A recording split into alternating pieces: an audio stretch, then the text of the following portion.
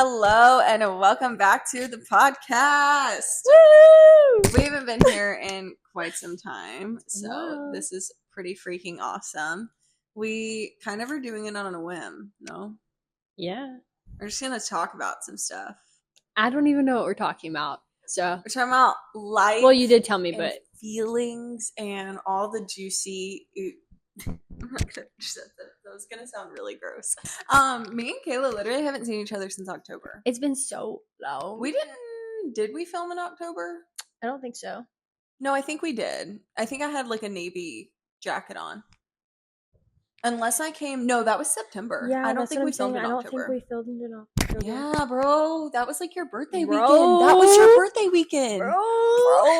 That was crazy. That's crazy. It's been so It's long. been so long. Also, if I look like a little rat, it's because I'm just kidding. I felt the stare.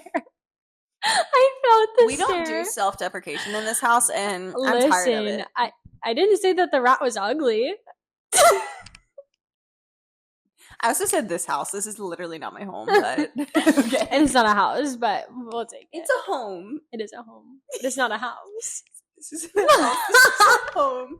Put that Okay, on sign. I feel like we've definitely started off on such a different note, and like out of any podcast we've done. This is a thought that I have said for years.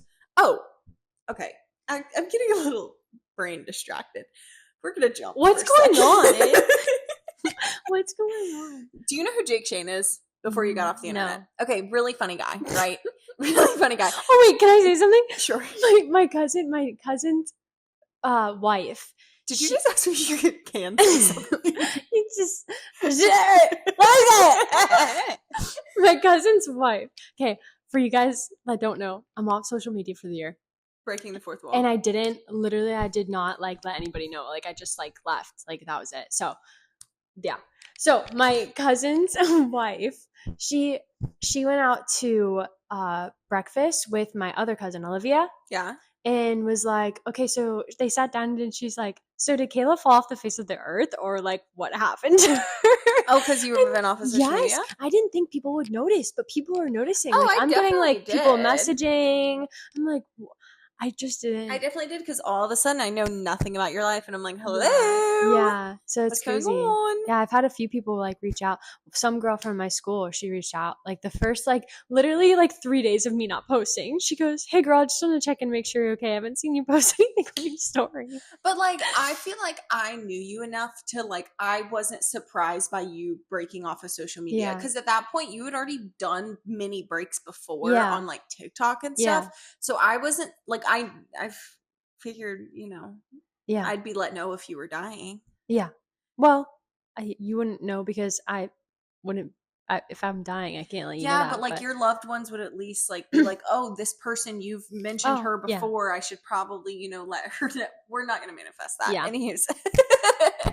On the subject, my next topic is we all die trying.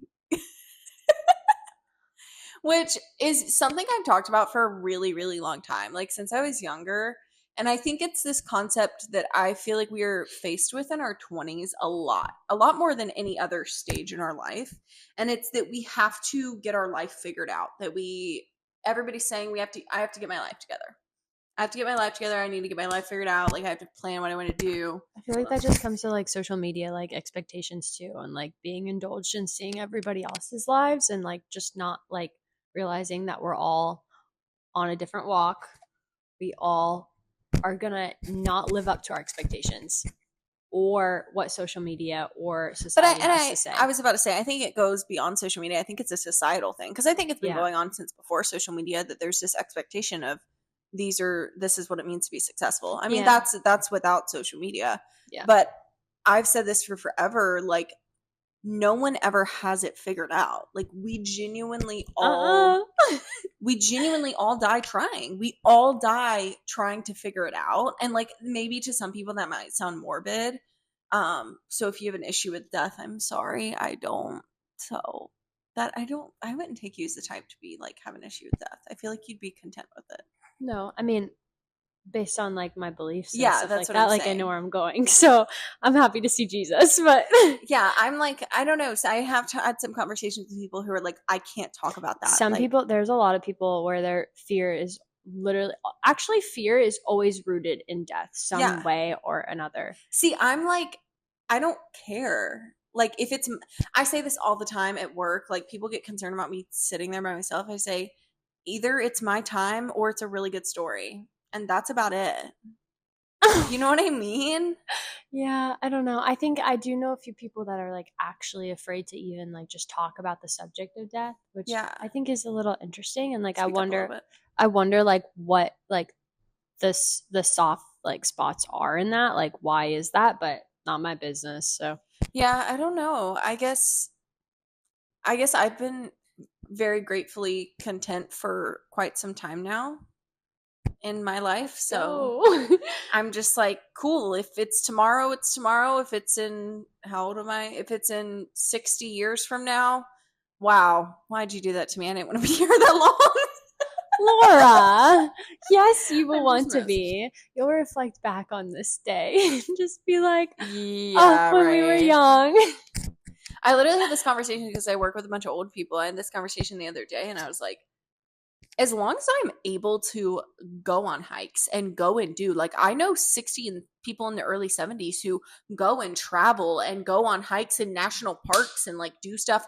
My aunt and uncle have been traveling for years and they're just now hitting to where like they went to a wedding in Maine last year, and or no, it was in 2023. They went to a wedding in Maine and like they live in Arizona now and whatever and whatever. And my great uncle is 84 and they're just now slowing down and they're like having such a hard time. Like my great aunt who's probably late 70s, early 80s is like upset cuz she can't play volleyball anymore, and it's like if I am able bodied and able to be active and travel and do the things when I'm in my 70s, shoot, I don't, that's fine. It's when I hit the point that I know a lot of these people that come into my job who literally all they do is sit on the couch and watch TV and like literally rot So away.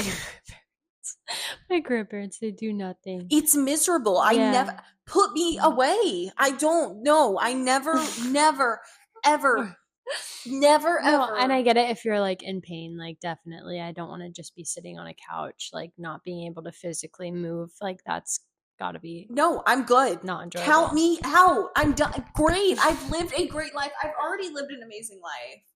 But like if I hit that point, I've told my family my entire life, I don't. I'm good. But if I'm slaying and hiking at 70, then let me Yeah, live. for real. Let me live. Anywho's, basically, all that to say, we have this expectation to Live up to other people's. live up more to societal stuff, and it's Yeah. like it's not even in the root of that. It's almost in like you're not alone. Like every single person doesn't know what they're doing. Like no one, literally no one on this planet truly has it figured out. There is always something more they're feeling like they need to work towards. There's no linear path. So the moment that you stop telling yourself that you need to get your life together and that you got to figure it out before you can do this or before you can do that or before you can do, you like open up your mind to so much more opportunities. Like so many people limit themselves by saying, "Oh, well, I need to get this figured out first." I just like immediately think of like people wanting to start a family like right away, like having an expectation like, oh, like I need to have my husband and my house and my family like by 28. Like, Yeah. bro, you don't know. You're not in charge of your life. Like Yeah. you don't know when things are going to happen, what way things are going to go, when you're going to meet your husband. So yeah, I think it can be really exhausting, especially if you're really trying to meet that expectation and then being let down when you're 28 and you still don't have the husband, the kids, and the house. And this is such a watered down example, but even with like social media, it's like, oh, well, I need to have a nice house first, or I need to have the aesthetic this first, or the aesthetic this first to start posting on social media. And it's like, if you want to, literally do it. Like, and I think that like I have a favorite creator, we're friends on TikTok, who lives with her dad in a very normal home. She's a very normal car.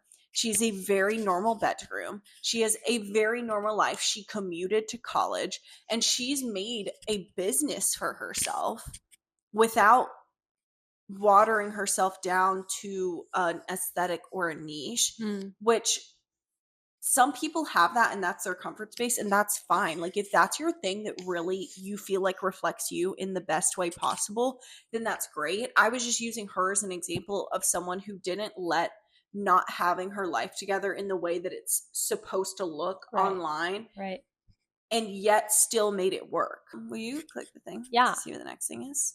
Oh. Why?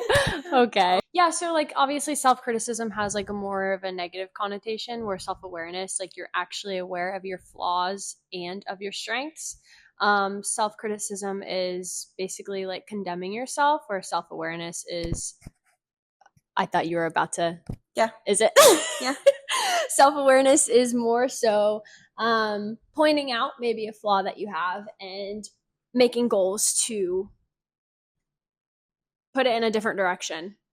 I would say that I become self-critical in school the most. I become self-critical in, I would say, relationships, like how I treat people. Like if I treat someone, like if I go back in the day and like I look back on something, and I start overthinking, then it turns into self-criticism. I was walking to class the other day and there was someone in front of me completely on their phone, like not looking up at all. But anytime I would try and go around them, and then they'd like, oh my gosh. So spatial awareness, that's a whole nother. Yeah, I know, but which I am kind of guilty sometimes. Oh my gosh, it drives me nuts. I'm like, get off your phone and walk. What I hate is when you're in like a decently busy city and there's a sidewalk and there's like friends and it's 3 of them and they're in a horizontal line and they're walking at the speed of literally a turtle. Yeah. And I'm like, okay, so you could not take up the whole sidewalk. I was in Boston with my friends and it was a tiny sidewalk on Newbury Street.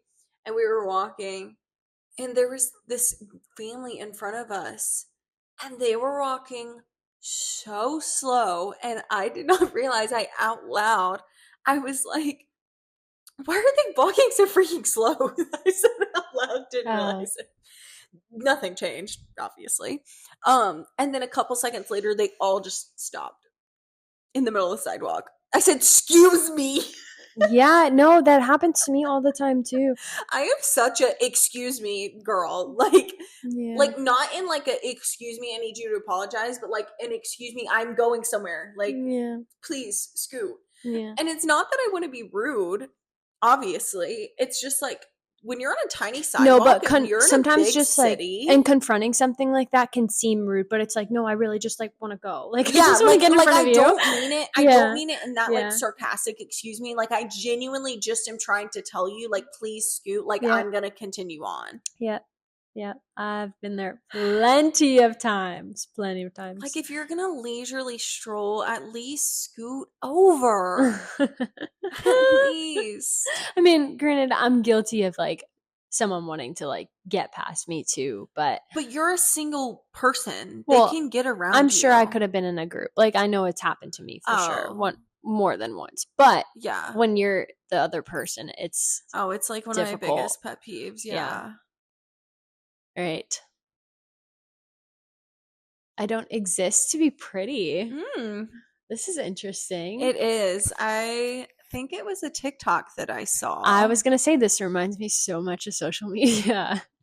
And this girl basically was like some sort of thing, and she was talking and she was like, I don't exist to be pretty. Like I exist to experience things. And like what I got from it was like, I don't exist to fit into societal molds externally or internally.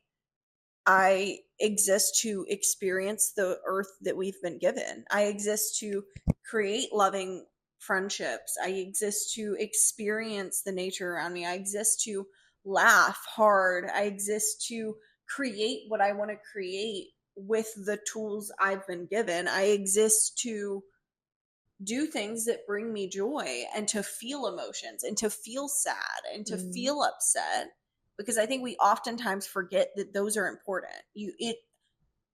Emotions means you're a human. It means you're working. So Yes. like Yes. there's so much beauty that we I fail love to that. recognize in being heartbroken over something. Yeah. You have the unfathomable ability to feel that kind of emotion about something or someone. How much of a privilege is it to be so sad over something? How much of a privilege is it to be so excited by the littlest things? Mm. If we really strip it down to the bare bones, how beautiful is it that we feel so strongly and care so much about someone or something that we experienced that we feel that level of sadness over it? Mm. Like, there's beauty in pain, and I'm not talking like fashion safety pins. Like, there's That's so there's funny. there's so much that I think it just is a perspective switch. And I saw this and I was just like, she's right. Like, we don't No, exist. yeah. And I think social media, again, has a lot to play with this role. And like just hearing like people around me with like, Mhm. like what you're going to post and how your feed's going to look. And then that leads to comparison. Not all the Mhm. time, I'm not saying, but majority of the cases, it's like girls comparing themselves to like these unrealistic, like women on social media. Yeah. And like it's essentially a highlight reel most of the time. I Yeah. feel like it's kind of transitioning a little bit because people are speaking out about this now, and like the unrealistic expectations of like beauty and just like life in general on social media. Yeah.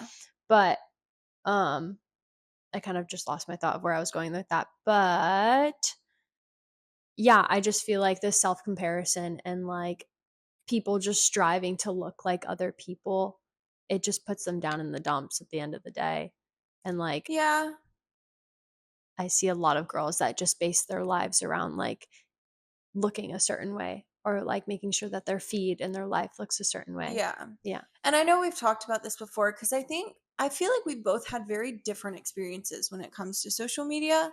It is true. No matter how much someone says that they are being realistic and raw on social media, there are people out there who claim that they're going to do, real raw content, and they try to make it. But I've always said this: when you compare your life to someone's on social media, you're comparing your 100% to their 10%, and you're also comparing the 10% they chose to show you. Yeah. So even the people who post the more real raw content, you're still seeing 10% that they're choosing. Like, they're still Right. actively choosing to show you that. Yeah.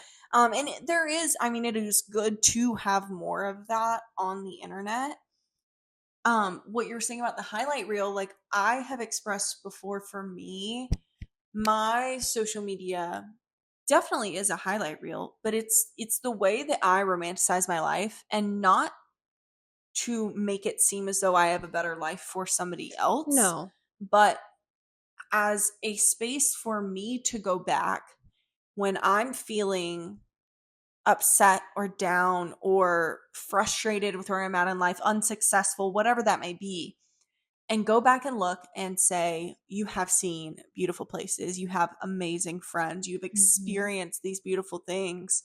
I don't think social media is the problem. I think people's perspective of it is the problem. Yes. Does that make sense? 100%. So, Yes. because I think if you have a healthy relationship with social media, it can be the best thing ever. And it genuinely has blessed me with Well, like the and best yourself. opportunity. I think and yourself to a degree, Oh, absolutely. You have right? to have a healthy Yeah. relationship with yourself Yeah. too. Because quite frankly, I stalk my own social media more than I'm sure anybody does for my own sanity. I just get like, oh, she's so cute. Like, I just love her. Mm. I love her. And if you don't feel that way about your social media, then, well, I don't know. We listen and we don't judge. Yeah, we don't.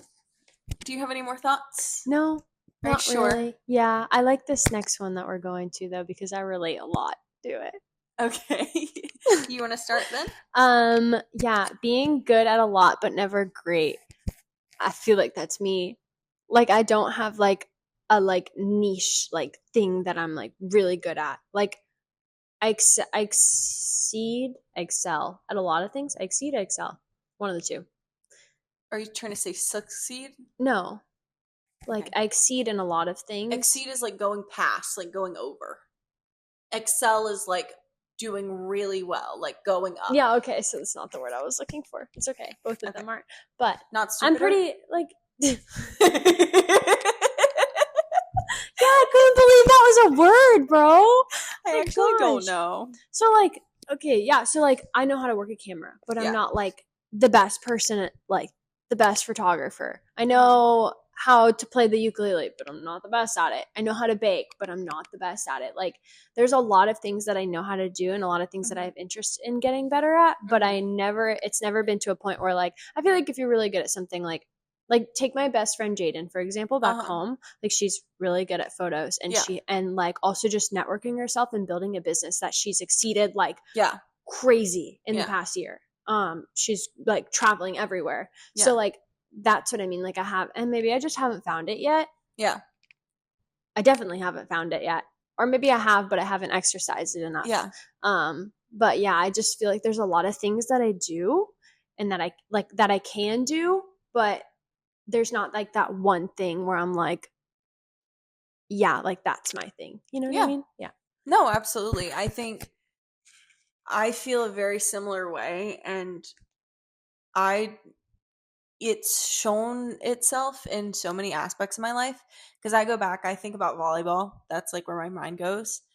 And my best thing, my biggest strength was serving, but everyone has to, well, not everyone has to serve, but that's not a position, right? There are three main positions if we're just going base level, okay?